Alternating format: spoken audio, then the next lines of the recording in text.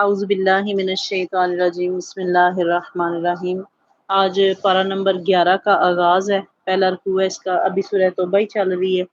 یا تعذرون الیکم اذا رجعتم الیہم،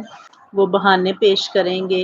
جب تم لوٹ کے جاؤ گے ان کی طرف۔ قل لا تعتذروا، آپ فرمائیے کہ بہانے نہ بناؤ۔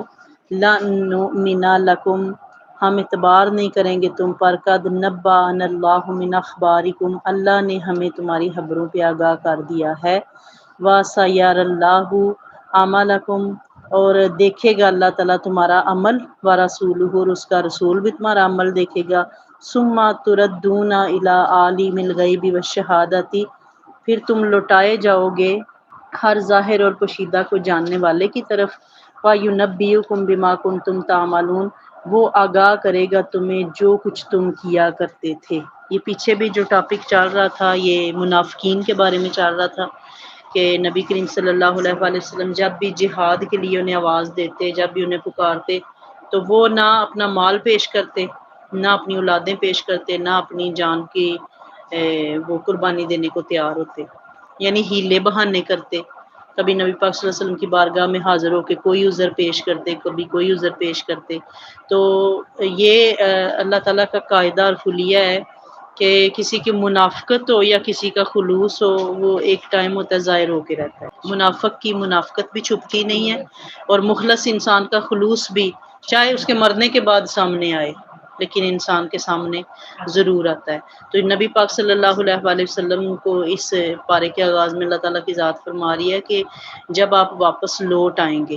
یعنی جنگ سے آپ بخیر و عافیت آ جائیں گے، پھر آپ کی بارگاہ میں حاضر ہوں گے اور معذرت پیش کریں گے۔ پہلے ہیلے بہانوں سے اجازت طلب کر رہے تھے، اب جب آپ واپس تشریف لے آئیں گے تو پھر کہیں گے کہ ہم نہیں ساتھ جا سکے، ساتھ نہیں دے سکے، تو اس پہ مختلف قسم کے عذر بیان کریں گے۔ جیسے پہلے ہیلے بیان کر رہے تھے، واپس آنے پہ بھی پھر اپنی وہ سناتے جائیں گے۔ تو پھر اللہ کے محبوب کو حکم ہو رہا ہے، پھر آپ ان سے کہیے گا کہ لا تعتذروا، کوئی عذر پیش نہ کرو، ہم نہیں یقین کرنے والے، کیونکہ اللہ نے ہمیں تمہاری حقیقت سے آگاہ کر دیا ہے۔ اور جس کی حقیقت رب بیان کر دے، انسان چاہے اس پہ کتنے پردے ڈالے، کتنا کوٹ کرے اس پہ خوش اسلوبی کا، لیکن اگر اللہ کسی کی منافقت کو ظاہر کر دے تو پھر وہ چھپی ہوئی نہیں رہ سکتی۔ اس لیے اللہ تعالیٰ فرما رہے، دیکھیں اللہ نے اپنے اکیلے کا نہیں بیان کیا کہ میں جانتا ہوں بس، اللہ نے فرمایا کہ اللہ دکھا دے گا یا اللہ دیکھے گا تمہارا عمل، اور اس کا رسول بھی دیکھے گا۔ اللہ اور اس کا رسول دونوں جانتے ہیں کہ تم منافقت کے پردوں میں چھپے ہوئے ہو، اور پھر تم اب وہ ڈنگے پیش کرنے والے کہتے ہیں کہ نہیں ساڑیاں، اور ہر منافق کا یہ طرز عمل وہ کہتا ہے میریاں نیتاں اللہ جانتا ہے، یہ بہتر ہے اللہ جانتا ہے۔ اس لیے اللہ کا محبوب فرما رہا ہے کہ پھر تم لٹائے جاؤ گے، فَيُنَبِّئُكُم بِمَا كُنتُمْ تَعْمَلُونَ، وہ تمہیں آگاہ کر دے گا جو کچھ تم کیا کرتے تھے۔ کہ یہ بڑا بیٹر ہو جاتا ہے، بندہ اپنی زبان سے کہہ لیتا ہے کہ اللہ جانتا ہے، تو اللہ کو کسی کی گواہی کی ضرورت نہیں ہے، وہ خود اکیلا ہی گواہ کافی ہے کہ ہم ساری دنیا سے چھپ کے بھی جو کام کرتے ہیں نا وہ اللہ سے پوشیدہ نہیں ہے۔ سَيَحْلِفُونَ بِاللَّهِ، قسمیں کھائیں گے اللہ کی تمہارے سامنے، اِذَا انقلبتم، جب تم آؤ گے ان کی طرف، لِتُورِدُوا عَنْهُمْ، تاکہ تم انہیں معاف کر دو، یعنی اپنے اخلاص کی قسمیں کھائیں گے تاکہ تم ان سے راضی ہو جو معاف کر دو۔ فَأَعْرِضُوا عَنْهُمْ، آپ منہ پھیر لیجئے ان سے، اِنَّهُمْ رِجْسٌ، وہ ناپاک ہیں، وَمَأْوَاهُمْ جہنم، اور ان کا ٹھکانہ کیا ہے؟ دوزخ ہے، جزاء بما كانوا يكسبون، اس وجہ سے جو وہ عمل کیا کرتے تھے، یعنی ان کے جو کرتوت ہیں، ان کا جو بارگاہ رسالت میں ان کا طریقہ کار ہے، اس نے انہیں کیا کر دیا؟ رجسن بنا دیا۔ دیکھیں نجس چیز، ناپاک چیز، اور رجس وہ ناپاک، نجس تو پھر آپ وہ پانی ڈالیں گے تو وہ پاک ہو جائے گی، تو رجس پاک ہونے والی چیز نہیں ہے۔ یعنی منافقت ایسا داغ ہے جس کو کوئی پانی سوائے توبہ کے، اور توبہ بھی وہ جو سچی ہوگی۔ اس لیے نجس اس ناپاک کو کہتے ہیں کہ جس کو آپ صابن لگائیں، پانی پھیریں اس پہ تو وہ پاک ہو جائے، لیکن رجس اس ناپاکی کو کہتے ہیں جس کو دنیا کا کوئی پانی صاف نہیں کر سکتا۔ یحلفون لکم، وہ قسمیں کھاتی ہے تمہارے سامنے، لتردوا عنہم، تاکہ تم خوش ہو جاؤ ان سے، فائن تردوا عنہم، اگر یاد رکھو کہ اگر تم خوش ہو بھی گئے، فَإِنَّ اللَّهَ لَا يَرْضَىٰ، اللہ راضی نہیں ہونے والا عَنِ الْقَوْمِ الْفَاسِقِينَ، نافرمانوں کی قوم سے، یعنی وہ جنہوں نے بارگاہ رسالت کے آداب کا خیال نہیں رکھا ہوگا، ان سے دنیا خوش ہو بھی جائے تب بھی اللہ خوش ہونے والا نہیں ہے۔ یعنی جو نبی پاک صلی اللہ علیہ وآلہ وسلم کی بارگاہ کا رد کیا ہوا ہے نا، وہ اللہ کی بارگاہ میں بھی قبول نہیں ہے۔ الاعراب اشد کفرا، عرابی زیادہ سخت ہیں کفر میں، و نفاقن، اور نفاق میں، و اجدارو، اور حقدار ہیں اللہ یعلمو کہ وہ نہ جانے، حدود ما انزل اللہ علی رسولہ، وہ احکام جو نازل کی اللہ نے اپنے رسول پر، واللہ علیم حکیم، اور اللہ تعالیٰ سب کچھ جاننے والا بڑا دانا ہے۔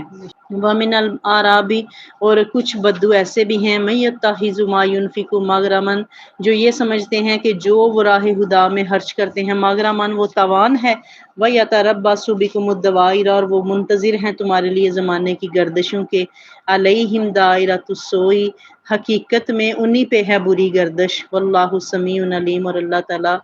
سننے والا بھی اور جاننے والا بھی ہے۔ یہ منافقین مدینہ کے حالات میں نا اب دیہات میں بسنے والے بدوؤں کا ذکر ہو رہا ہے کہ وہ اپنی صحرائی زندگی، درست عادات اور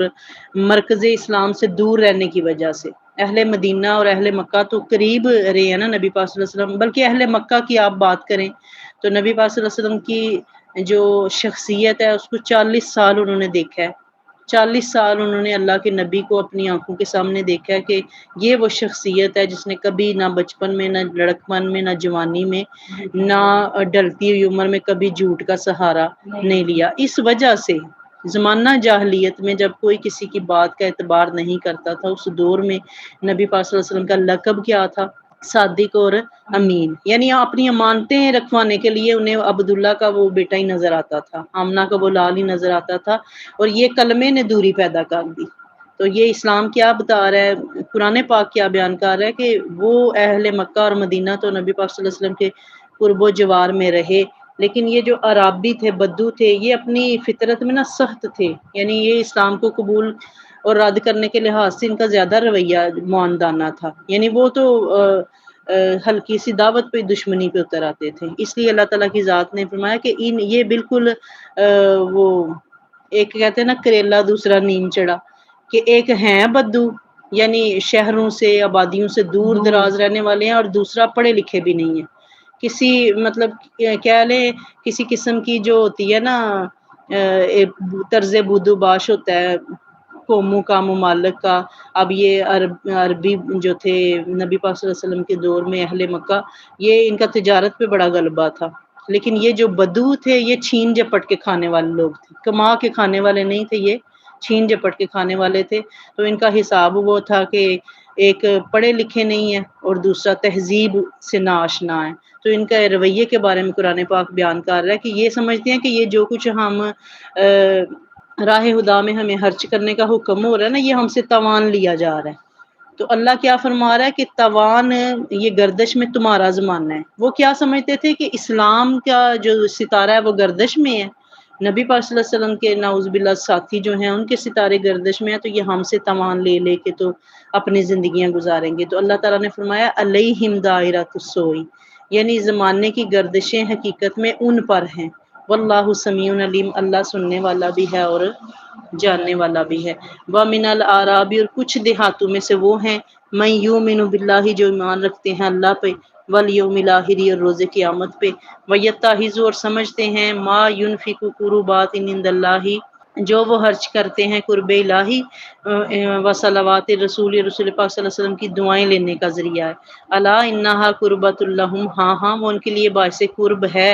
سیدخلہم اللہ فی رحمتہ، اللہ ضرور داخل فرمائے گا انہیں اپنی رحمت میں، ان اللہ غفور الرحیم، بے شک اللہ تعالی غفور الرحیم ہے۔ صدق اللہ العظیم و صدق رسولہ النبی الکریم الامین۔ یہ دیکھیں کچھ جو ہیں وہ اپنے خرچ کو سمجھ رہے ہیں کہ یہ ہم سے تاوان لیا جا رہا ہے، اور کچھ کیا کہہ رہے ہیں کہ یہ اگر ہم خرچ کریں گے تو یہ اللہ اور اس کے رسول کی قربت کا باعث ہے، خوشی کا باعث ہے۔ تو یہ نیت خوبصورت ہے۔ اللہ کیا فرما رہا ہے کہ ہاں یہ چیز باعث قرب ہے، یعنی تم یہ نہیں ہو سکتا تم اللہ کے نام پہ خرچ کرو، اللہ کی رضا کے لیے، اللہ کے نام پہ اور رضا کے لیے خرچ کرنے میں ڈیفرنس ہے،